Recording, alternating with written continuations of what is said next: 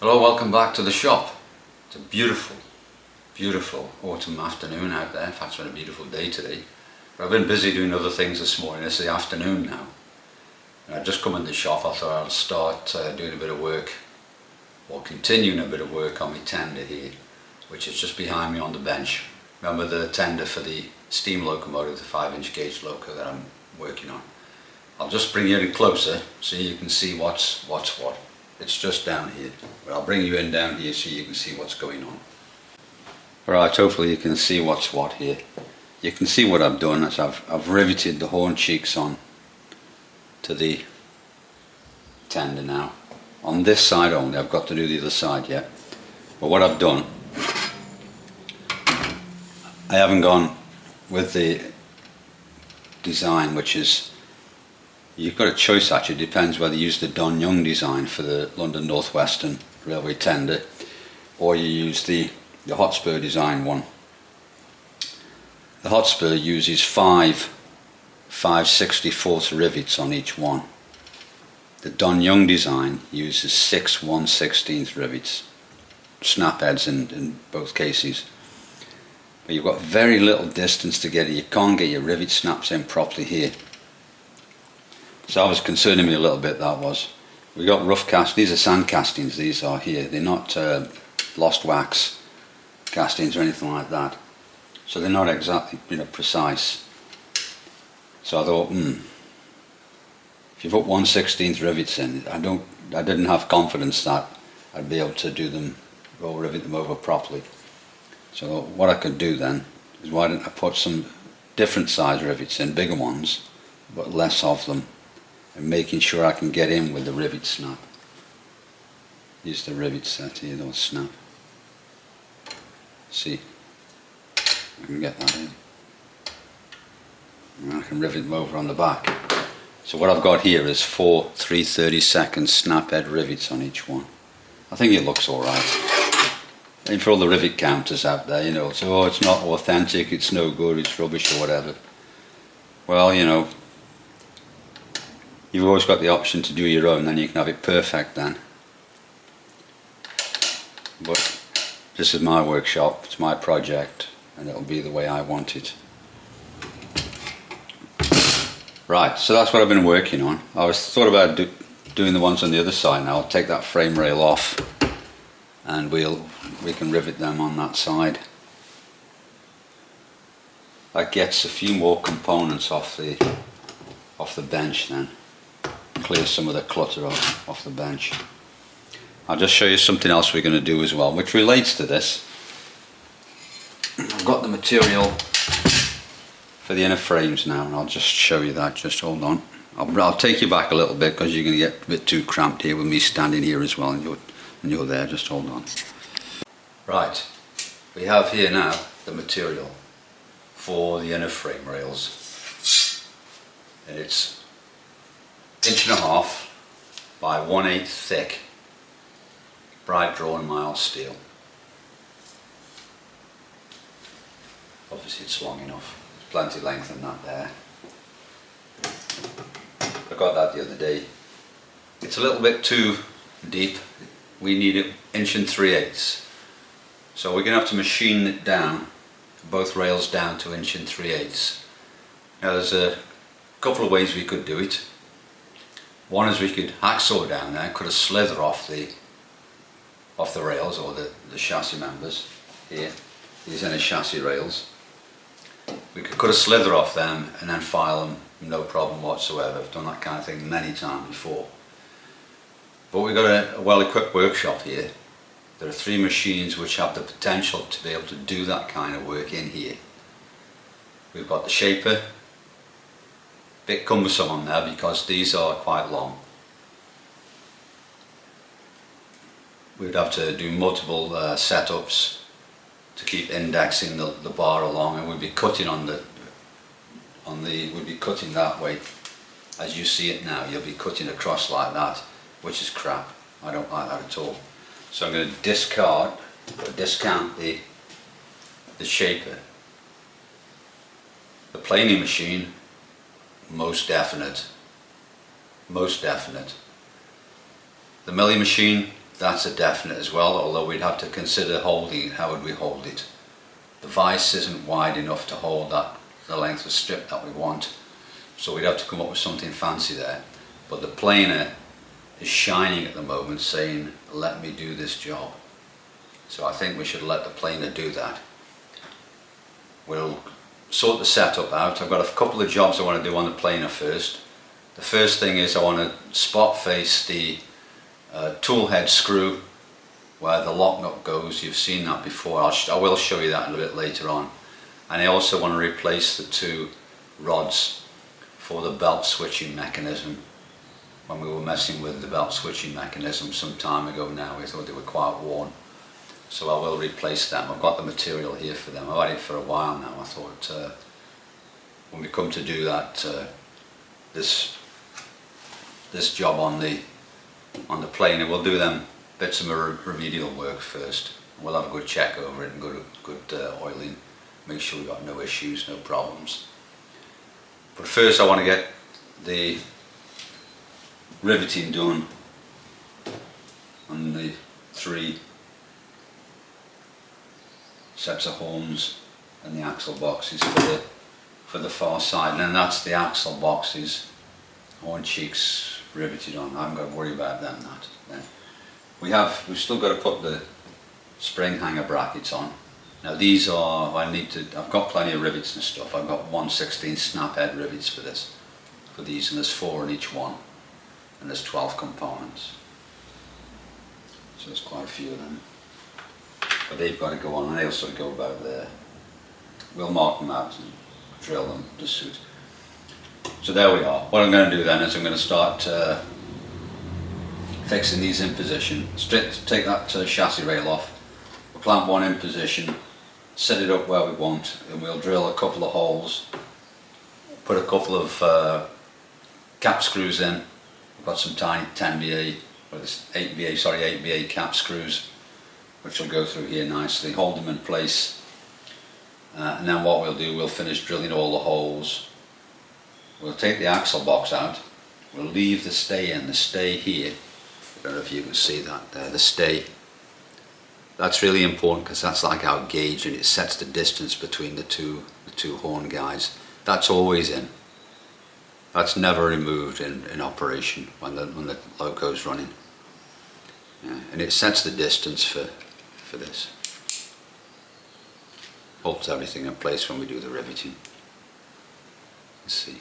I didn't clamp this up until it was actually, I put it on the frame to make sure everything was aligned properly. So there we are. I think that'll be quite good. Right, I'm going to get set up, strip that down, get set up on here, and I'll let you have a look, see what we're doing. Right, we're on the drilling machine now, and you can see I'm just setting up the frame rail here, and I've got the horns and the axle box just sitting in the gap here, and the top of there to the top of the hole, the slot, is 1/8 of an inch, or thereabouts. Don't forget, this can move, so it's there's quite a bit of flexibility there, although you want to get them as best as you can. You want them to look right.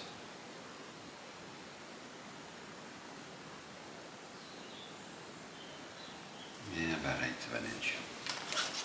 And all I'm going to do is I'm just going to hold this by hand and drill through the first hole. Once I've drilled through that first hole, then what I'll do is I'll put my cap screw through with a nut on the back, and then we'll go across to the other side, drill another hole on that side, put a cap screw in with a nut on the back, and then we'll drill the other holes, and everything's held in place then. So right, where's my safety glasses? Alright, this is a 332's drill. We'll drill straight through, no problem. We've just set that at 1/8 of an inch. Let me just check. Nothing's moved. I'll just get my magnifying glass. I'll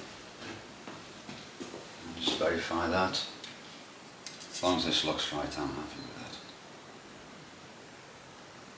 There you go. That's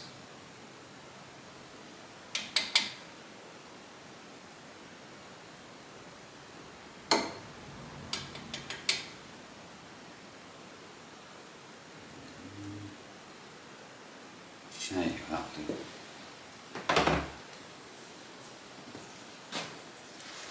Alright. Now, let's get going.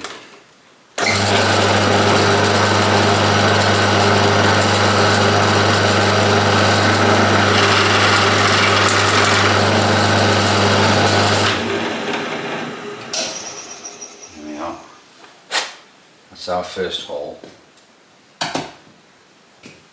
I'll just deburr this, put a cap screw in, and then we'll come back and do a second one. Alright, I've just put, can you see that there? Let me just get this so you can see properly. I've just put a cap screw and nut on there.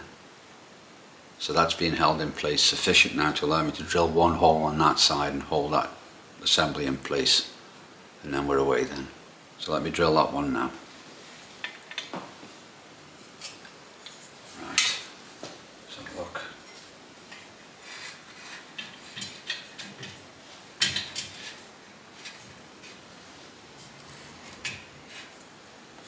What we'll do is we'll just swing the table across.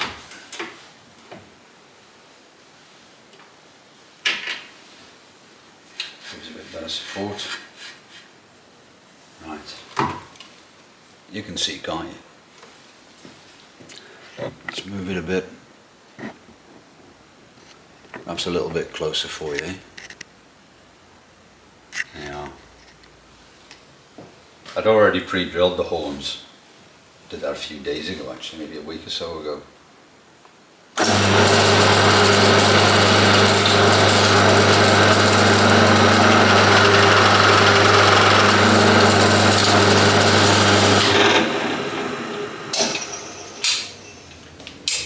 There we are, we've got a hole there. See, it's just come through there. Right, I shall deburr this, put another cap screw in that one, check everything's okay, and then we'll get on and drill the others. Alright, I've bolted the horns on. We've got 2 cap screws there. Now we're going to drill all the other holes now.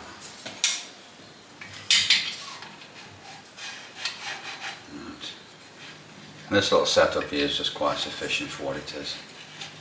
We don't need to clamp down or anything like that. Maybe if this is a big frame or something, we perhaps would. But it's quite satisfactory for me to hold this. And we're not holding this. This is brass. You might want to clamp it down. Brass is extremely dangerous when you're drilling. What will happen is the brass, with it being soft, your drill screws in. It lifts the thing up, rips it out of your hand, and the thing ends up spinning around. It chops your bloody fingers off. Brass is not nice. Then there's special types of grinds on your drills for brass, and the special drills for it. And you can get very slow helix on them as well.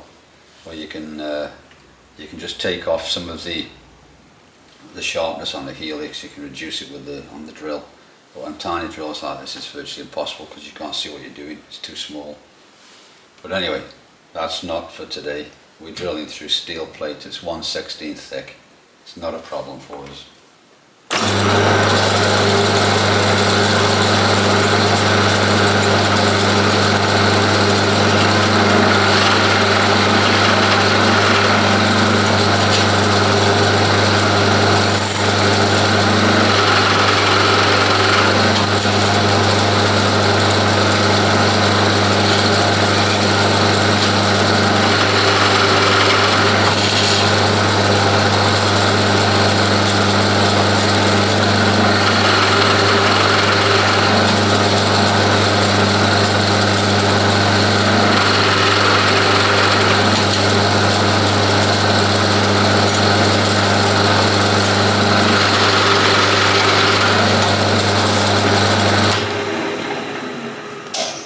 There we are, that's all the holes drilled.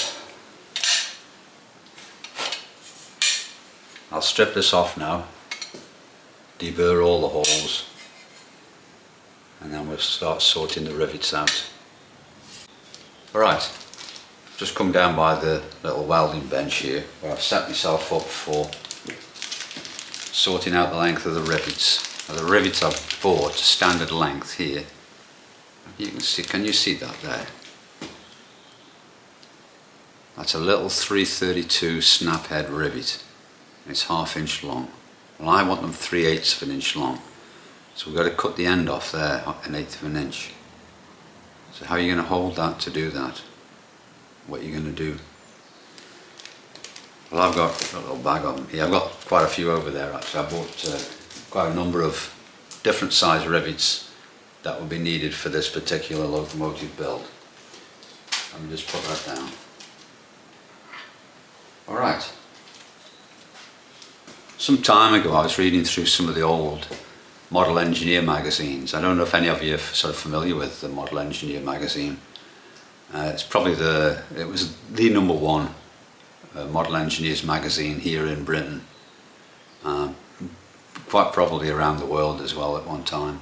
It's still going now. I have no idea what the content's like these days. In the old days it really was first class stuff. Some great ideas. A lot of people used to write in with you know, tell people about what they've done, showing pictures and things, designs to overcome problems and all kinds of things.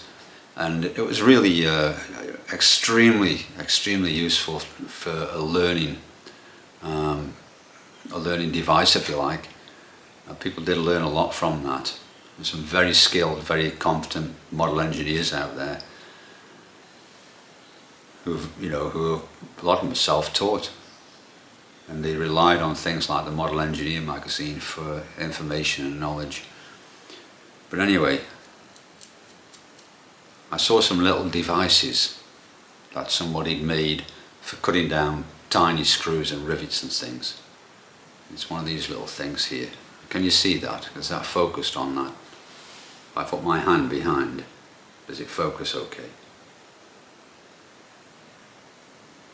And it's a piece of rectangular bar with a rectangular slot cut out. There's a hole drilled right in the end. And we've got a drilled and tapped hole here. And what you're supposed to do is you put your rivet, in this case, in there. It'll go in. It won't go in. Fiddly little things. Smaller they are, the more difficult they are to work with. Can you see it dangling down there now? So it's in. You screw this down, and really what I need to do is put a little sort of a dome shape on the inside of the end of the bolt here, so it doesn't flatten the top of the head of the snap head. I just pinch them up. That's satisfactory. And then you've got a little device for holding this, and you can cut the end off to whatever length you want. When they're really small like this, they're tiny, when you look at how much is sticking out, it's quite considerable really, and you'll start hacksawing with your little junior hacksaw or whatever on the end there. You could use a little tiny Dremel with a cut-off disc on it, would do that quite nicely. It doesn't take much to bend these kind of things. What you may want to do is to drill it out bigger and tap it, and put in there, screw in there a little bush with different size ends on it, so you can actually cut this off at different lengths and still be supported properly. It's your support that's the problem. I just about get away with it here with this, but I'll just show you what I do in the vise. I'm using the little vise on the welding bench. Right, hopefully you can see what I'm doing here. All I do is I put the little block, I put it in the vise here like so, and just grab me rule. The thickness of the metal here is 3/16, so it's another 3/16 on the outside edge here.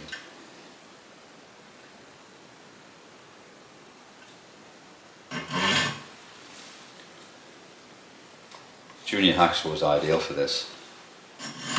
What you've got to remember with hacksaw blade, you want to try and ensure that you've got 3 teeth in contact with the metal. That determines the number of teeth per inch blade that you select and use for that particular application. The other thing, of course, is the hardness of the material. The harder it is, the more teeth you'll need.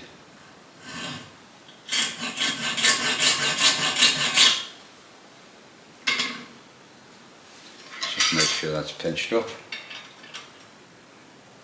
Don't want to over tighten it. This blade's getting a bit blunt now. It's done a lot of work, this has.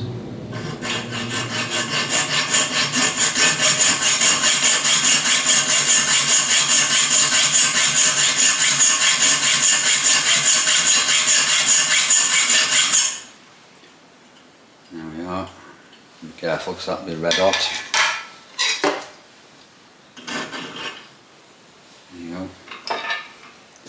So there we are. We've just cut that off. Yeah, and all I'll do now is just run the file over, get rid of any burrs. It's important you do this on a rivet. If you don't, you'll get fracture lines in your head.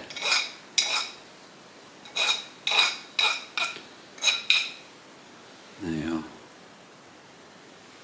So what I'm going to do now is I'm going to do that 8 times, and that's the 8 rivets that we need for this one set of horn cheeks. And then we'll go rivet them on, and then we'll do the drilling for the next one, and then we'll do another 8 of these. Just break it up. I'll do 24 of these obviously in one go. I don't want to do that. I'll have breaking the job up a little bit. Sometimes I'll just work all the way through, but I like to break the job up. But I'll bring you back when I've got all these rivets done. We're ready to start riveting. Alright, we've got 8 3/32 rivets, 3/8 of an inch long. I don't think you can see them in my hand there. Can you see them? There you go. Just about see them, I think. But anyway, what we're going to talk about now is actual riveting itself. And we're going to rivet the horn cheeks onto the frame, which is just behind me on the other side of the vise. This is a rivet snap. Can you see that? I don't know if you can see that. It's got the shape of the snap head rivet in the end, which is like a dome. You use it for forming the rivet. It's the last operation when you're cold riveting. Hot riveting is a completely different sort of a process. We're going to cold rivet these. And that's our rivet set snap. So, what we need when you're riveting is this fella here. It's a ball peen hammer, many different sizes. A lot of people collect hammers, but a good small ball peen hammer. I've got a good friend down the railway. He's one of our group. He has a smaller one than this for riveting, and he has extremely good results. There's lots of little tiny little taps with the peen. This is a ball peen hammer. The peen is for riveting. Your general forming, knocking, swelling it up, upsetting it first with that, with the face of the hammer itself, and then you start forming the rivet dome with that. Okay, I've got different size ones down here. There you are. That's my £3 ball peen hammer. Doesn't get many outings, that doesn't. Do a fair size rivet with that. Take a lot of work though.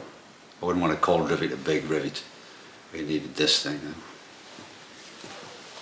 I think a rivet that big, probably be about 3/8 or something like that. You'd be hot riveting that. But anyway, this is the fellow we're going to be using. And this is one of them jobs where you could do with like 3 pairs of hands, because you've got to try and hold the work, steady it, hold the snap, and you've got to try and hit it at the same time. So you have to be a bit well, you have to be a bit resourceful, shall we say. Right, let's have a look. Can you see what I'm doing from there? I don't think you can. Let me bring you in a bit closer. Yeah, I think you can see a little bit better now. What we're going to do is, this is the rivet set for the bottom. If you like, our rivet with the snap head, the dome is going to sit in there. And then what I'll do, put a rivet in there first, I think. I'll just make sure we get these through. That tells us we're in the right place. Yeah, we're in the right place. So you go in there. Yep, that's okay.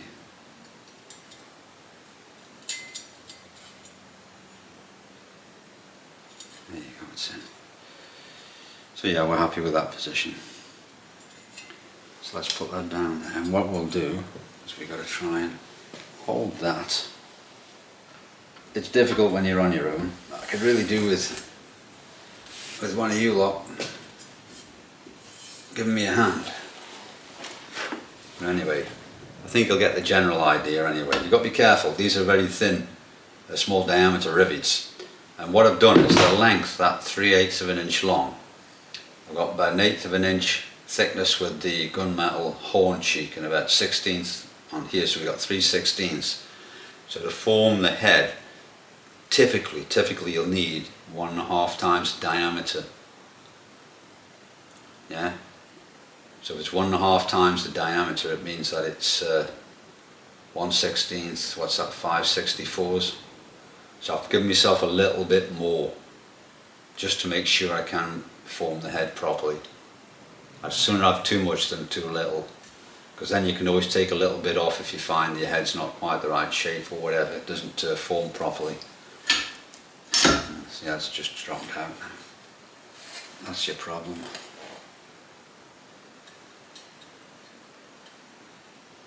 There you go.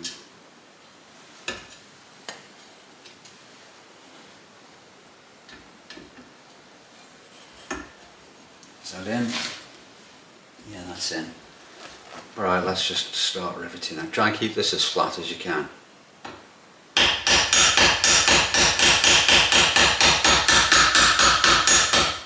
It's starting to bend, so I'm going to knock it over.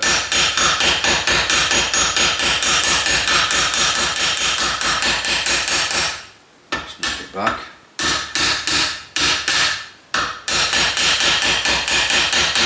Right, it's time to start thinking about using this.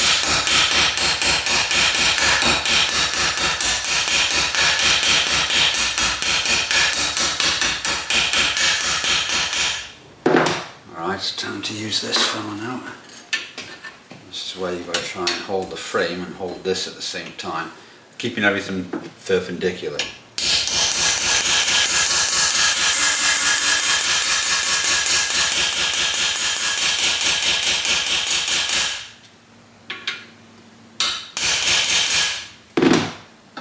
Okay, and there you go. That's our little rivet head there. Can you see that there?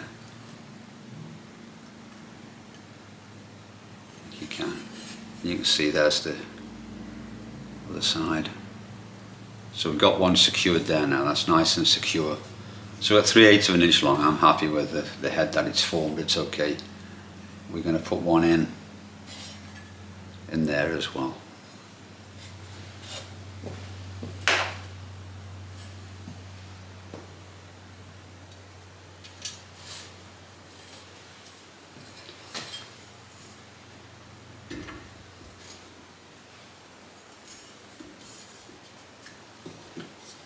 Right.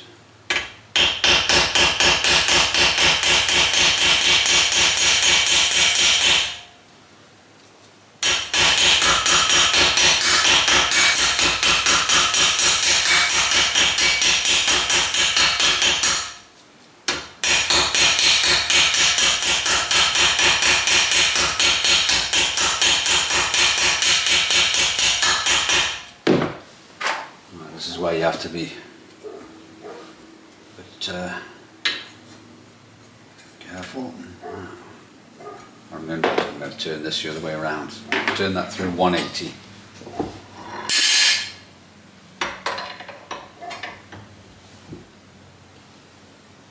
Looks a bit square, that's okay.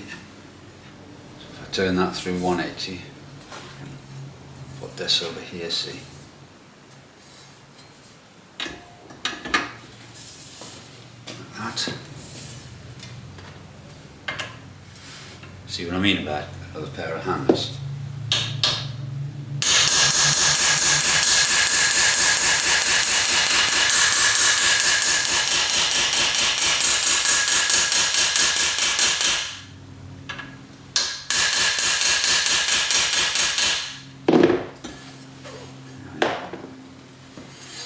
See, there we are, we've got 2 rivets formed now. That'd be nice and close. Don't know if you can see that. Can you see that there? There's no gaps or anything like that, which is what we want. Now what I'll do, I'm going to put one in the top, another one in there, and then we'll take them bolts out and get rid of them, and do the other 2 holes then. Right.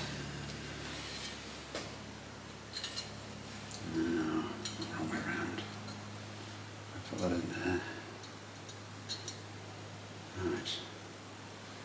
Let's do the other side first.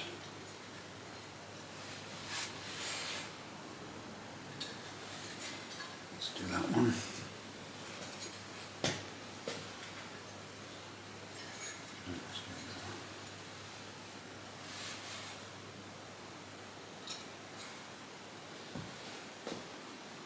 Right, what I'm going to do is I'm going to rivet this up, and then when I'm finished, you don't want to see me doing loads of hammering, doing all of them. I've shown you a couple of them. I'll finish this off and then we'll have a look at it when I've done.